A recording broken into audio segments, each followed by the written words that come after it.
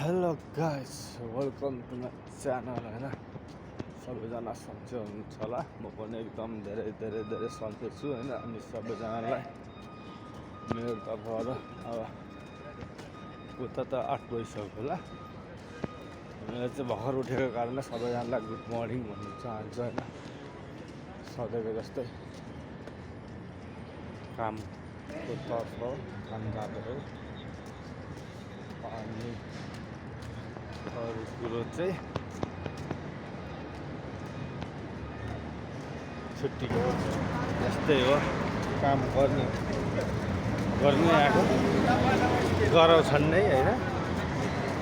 गराएपछि फेरि गर्नै पर्यो, त्यही हो काम पुऱ्याउनु हो।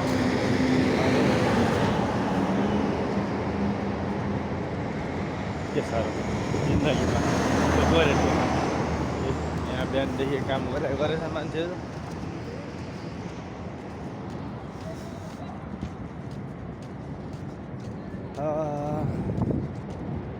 हिजो अलिक छिटो आइयो,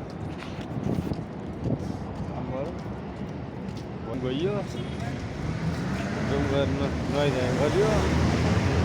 गरेर खोज्छु नलाग्दैन, नलाग्दैन के भएर होला भनेको। अब सेलेरी पनि आएको छैन नि त, त्यही भएर होला क्या।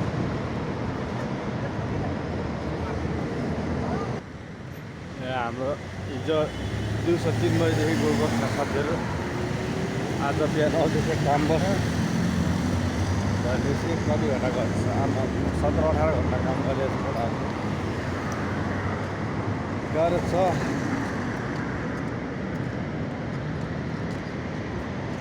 ल अब यस्तो छ, विदेश भन्थ्यो, विदेश आइयो। आएर पनि त्यही रहेछ काम। नेपालमा जति खट्ने यता पनि त्यति नै खटिने रहेछ होइन। नेपालमा पैसा नजोगेर मात्रै हो, अथवा भने काम कमायो भनेको सेम रहेछ। यति भन्दै होइन, मेरो सानो सपना चाहिँ मेरो 2-3 बोली चाहिँ यहीँनिर टुङ्ग्याउन चाहन्छु। हजुरहरूको प्यारो भाइ, भतिज, भान्जा होइन, साथी जे भन्यो नि मै हो। हस्, नमस्कार, बाई बाई।